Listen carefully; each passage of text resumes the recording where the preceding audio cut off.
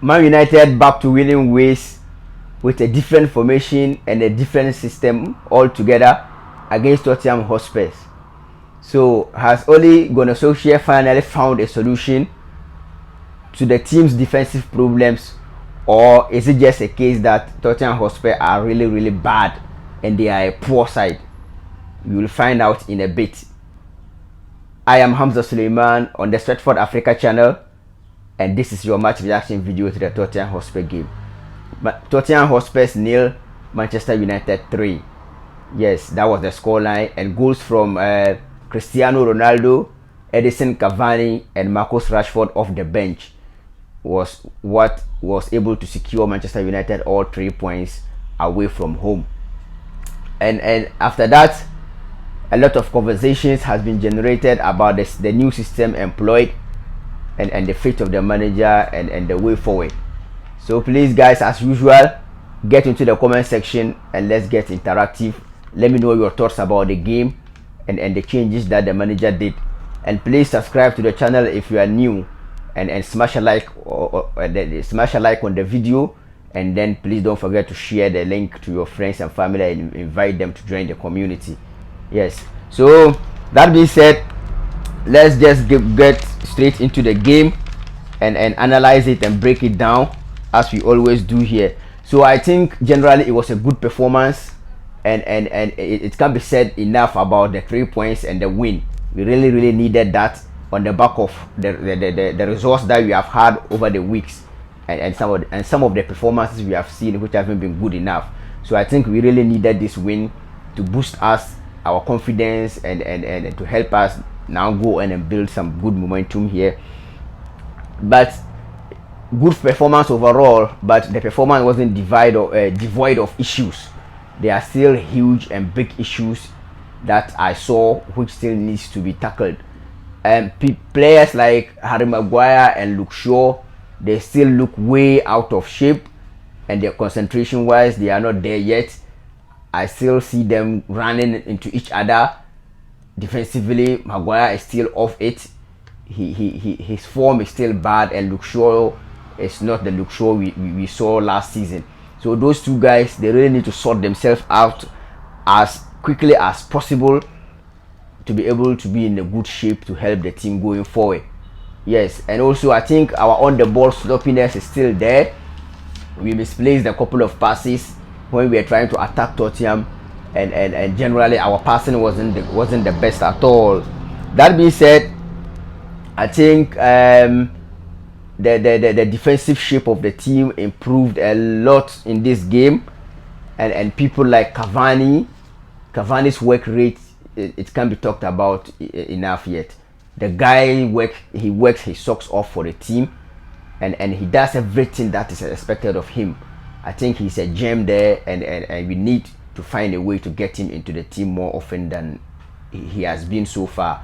So Cavani was very good yesterday, and I think Ronaldo also took his goal very well, and it was a very superb and fantastic finish.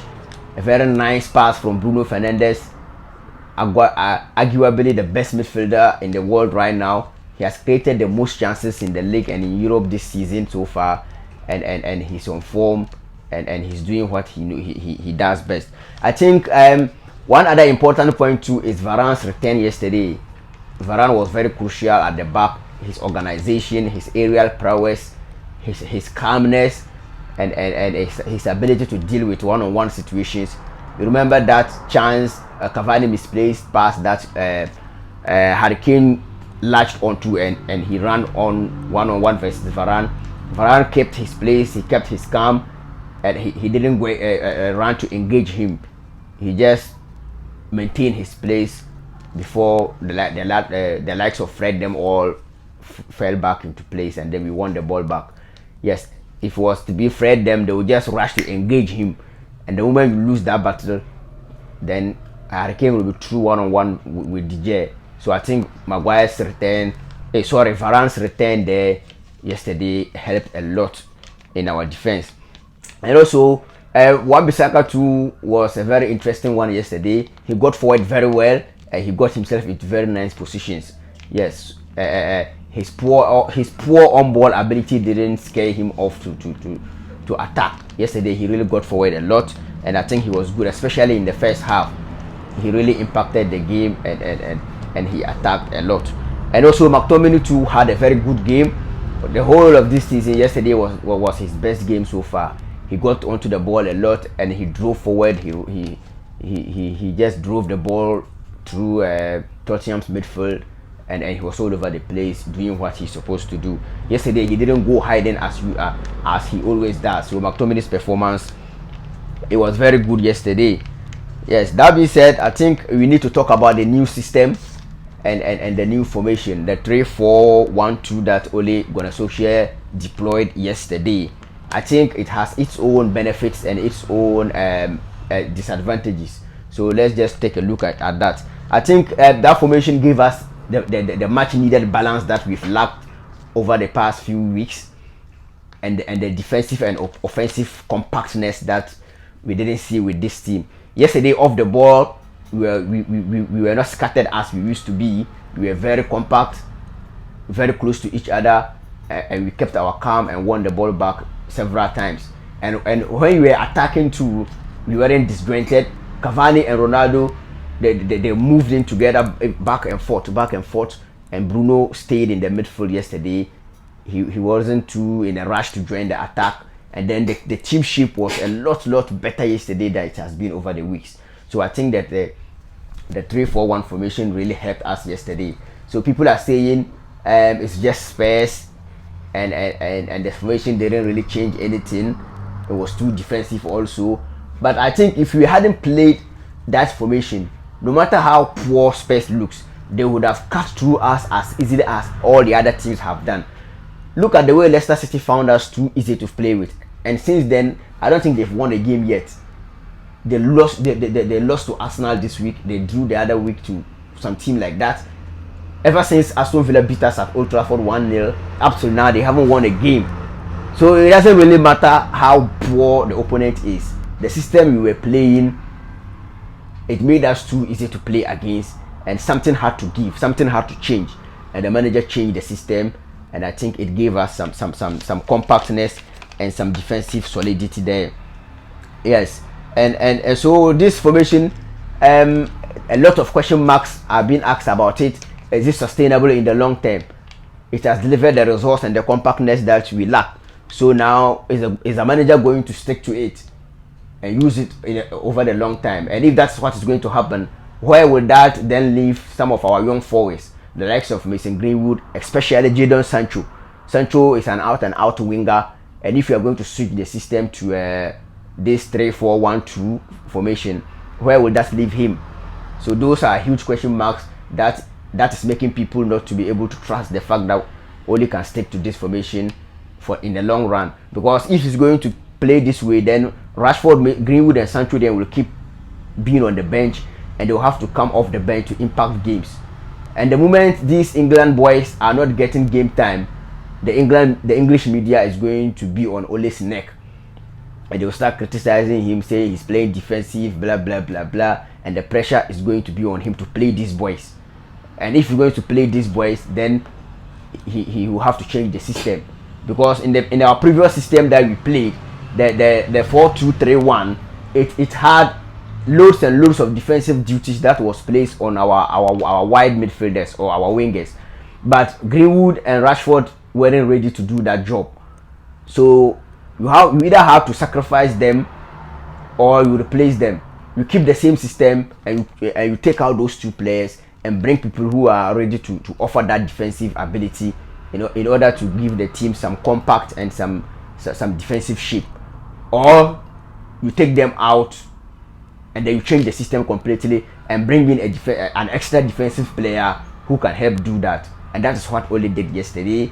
He brought in an extra center back and pushed the wing backs forward, or the full backs to play as wing backs, and play 2-man up front instead of 3.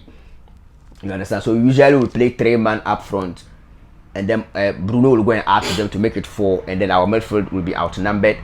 That will expose our defense, and yesterday we didn't see that. So if Ole is going to stick with this formation, I think Greenwood and Rashford will have very limited game time, and Sancho. Maybe Sancho can come in at the number 10 role and share that role with Bruno Fernandes. But that being said, also there's Van de Beek who's on the bench, who's not getting playing time. Pogba is equally a number 10. So if you are going to convert Sancho to a number 10 again, that's going to be about 4 or 5 players competing for just one spot. And the 2 places up front too, we have Cavani, Ronaldo, Martial, Lingard. Even Lingard can make a case for the number 10 role. So the striker role, we have Greenwood there, we have Rashford, Cavani, Martial, and all of that. So I think that will really bring about very limited slots that more players are going to be competing for lesser places in the team. And if that is what will give us a solid foundation to go ahead, the manager has to be bold and strong enough to stick with it. Because with Ronaldo and Cavani up front, all you have to do is make it difficult for your opponents to get goals. Keep clean sheets. If you're able to keep your clean sheet with those 2 guys up front, with their clinicality and their finishing ability, just be patient and wait for your moment. You'll get your chance, and they will take it. They will score goals for you, and that will go on and win you games. You understand? So I think the 3-4-2, the 3-4-1-2 formation, or if you like the 5-3-2 or the 3-4-3, it has various variations. I really hope Ole Gunnar Solskjaer going forward can be able to learn and master these various variations, and then can alter it a bit depending on the opponent that we are playing against, and then change the personnel a bit to suit the team, to give other people more opportunities. Because people like Dalot and Telles are more suited to this system. So we really have players who are begging us to deploy this system for them to get game time. And there's other players up front to which this system is going to impact and reduce their game time. And it's like that in life. You know, you can't have it all. You have to sacrifice some things to get some things. You understand? And with Rashford and Greenwood, them, the pace and the energy they have coming off the bench when defenders are getting tired, like we saw yesterday. He came on and he got a goal. Greenwood can equally come on and get a goal like that. You understand? But to play Ronaldo and Cavani together is something that we have to prioritize to make good use of them, and encourage the young lads to keep their calm and learn from these guys as they play. Because if you are being on the bench and the likes of Ronaldo and Cavani are those who are playing ahead of you, and you are 20, 23, 24 years old, you can't really complain that much. So I think Ole has to stick with this system going forward, if that is what will give us the defensive solidity and foundation that we need. Because with our attacking talent, the more we deny our opponent goals, the better it can be for us moving forward, because we will get chances and we will convert them. So if we convert our chances and we deny our opponent chances, we will win more games than we will lose. The system we've been playing so far this season hasn't proved to work, and then I think this new system, if we stick with it, it can really help. That being said, I think Tottenham Hotspur yesterday too, they were very bad. They were poor. They had 0 shots on target. They really didn't threaten our goal at all, except from the offside goal that they scored. And Son also had some counter that Wan-Bissaka blocked, even though he was offside. Apart from that, and the Cavani misplaced chance that I was talking about, I didn't see them threaten us at all. Our midfield did the work well, and our defensive shape was good. So moving forward, people are still saying it's only Spurs. So I want us to see what in the Atlanta game, if you are going to deploy this system, I want to see improvement. I want to see us on the ball, we get better defensively, we get more organized well. Yesterday we looked shaky a bit, and I think it's because this is our first time of playing that system. So if you can grow and adapt and learn and master this system, I think it can help us. Yes, the results over the weekends too was good. Liverpool drew and Manchester City lost. You understand? So now we are only 3 points behind Manchester City. Next weekend, if we are able to beat them, then we will be on the same amount of points with them. And then I think if we can stop shipping in goals from now on, we can go and have a very good season. So bring on Atlanta and Manchester City, and let's see what we've got and what they've also got. And now it's time for us to go on a very crazy run again and put all that bad form behind us utilize this system and make the most use of our squad and our better players. So that being said, that has been my match reaction to the Tottenham Hotspur game and all the other conversation that has been generated from it. So please let me know your thoughts about the game in the comment section, and once again, subscribe if you are new and share the video, smash a like on it. Until we meet again next time, thank you all for your support. Have a nice time. Bye bye.